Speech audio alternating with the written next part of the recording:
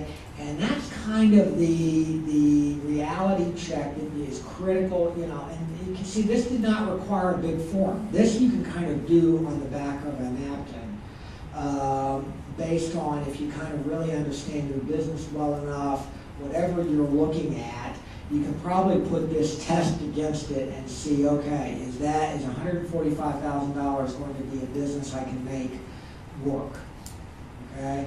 And we, you know, and this is now, it takes a little while to figure out 5% and the average revenue and that sort of thing.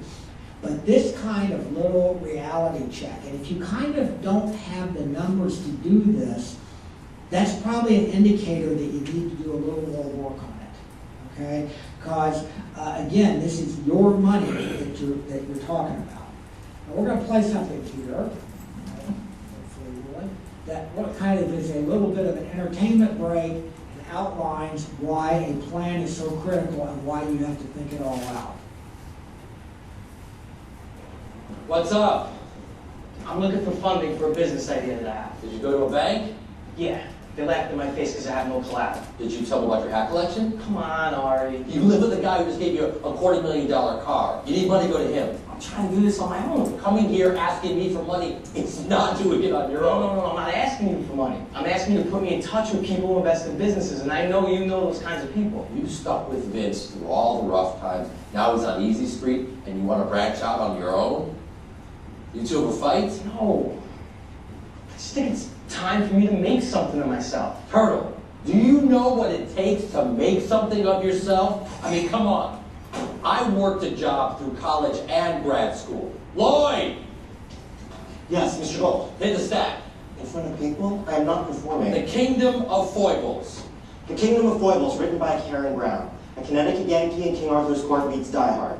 A man awaits in the midst of the... This man can quote from the entire stack. That is what he's willing to put in for his own success. He's paying his dues. When have you paid yours? I'm willing to pay him now, and I have a great idea. So do all these idiots. Can you execute it? I think I can. In this life, no one is going to invest because you think you can. Do you have a business plan? No, I mean, I haven't sat down and put... What do you need? Office space, insurance, how many employees? What do you project to earn? What do you need to break even? At what point can your investors see some profit? I don't know.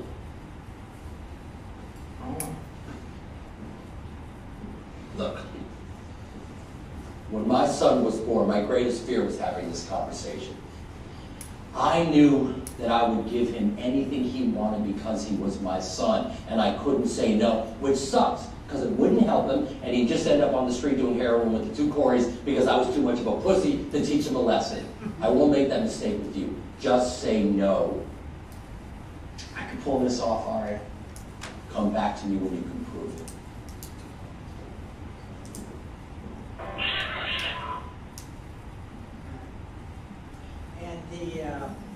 The value of that in a lot of ways is kind of showing the importance of a plan, but that guy that came in and that kind of knew every script that was in that stack, okay, that's a real key point there, because what he understood was, if I'm in the business of looking at scripts, I gotta commit myself to knowing every freaking script that comes in there and being able to outline it pretty quick, so that if somebody says, is this something we should spend money on, I can say yes.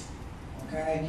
And so one thing that we would really coach people on is that whatever business you're kind of looking at, make sure you can really do that business. Okay? That you're really kind of committed to it. I was working once with a fellow who was a session musician. He was a guitarist. And he said that early in his career, when he was about 20, he went in for a session, his one of the very first times. And he went in, and the artist he was going to be performing for came in.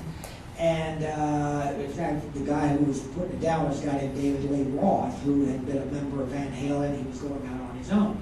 He came in, he put the music down in front of the guy and said, okay, here it is. You got 2 takes. If you can do it, if you can do it in 2 takes, you can be the guy. If you can't do it in 2 takes, you're not the guy, because this is not music school, it's a music session. And he said that stuck with him because he realized that he was getting paid to perform on the spot. Not, oh, let me take it home and study it and I'll come back tomorrow. That's not how the business works. You gotta be ready to rock, boom, when the customer shows up. And that's actually applicable to pretty much a lot of business that you look at. Whatever you're offering, just like that guy in the thing there, make sure it's something you know well enough that, yeah, I can pull this off. Okay. Let's talk about planning from a little bit different perspective. We've talked about it in terms of the idea. We've talked about it in terms of forms. Here's kind of another way of thinking about it, and that is thinking about your business in terms of milestones. What is your proving your concept? When am I going to have the first one? How do I actually know I can pull this off, and setting a date for that? If you're manufacturing something, how am I going to finish a prototype? Get one that's actually working. How am I going to raise capital and on what date? Okay, shifting a testable version to customers. If you're a mechanic and you're looking at opening your own garage, well, you know, hey, I've worked on a lot of cars and and boats and motorcycles. I know what I'm doing, and so that provides a little bit of the testable version. When am I actually going to be open for business? When am I going to achieve my break even? Okay, and how many months is that going to, so that, because once you leave your regular job, if you're doing that, then you've got to have the cash to take you a certain amount of time. If it's a part-time business, that's okay too. Now, what you don't want to have happen is that your part-time business ends up being so time-consuming that it pushes your day job, off to the side because you didn't estimate how long it was going to take. But the point is that a way of thinking about planning is certain steps that have to happen at a certain time and being ready for that. Okay? Some other things that you'll want to have in the appendices of your business plan will be, resumes of the people that are involved. If you're looking for cash or partners, what gives them the belief that you really can do what you say you can do? And you'll hear that phrase. How do you prove that you can do what you say you can do? And that's a lot of what the whole business plan is about. Do you have leases if you're opening a physical space?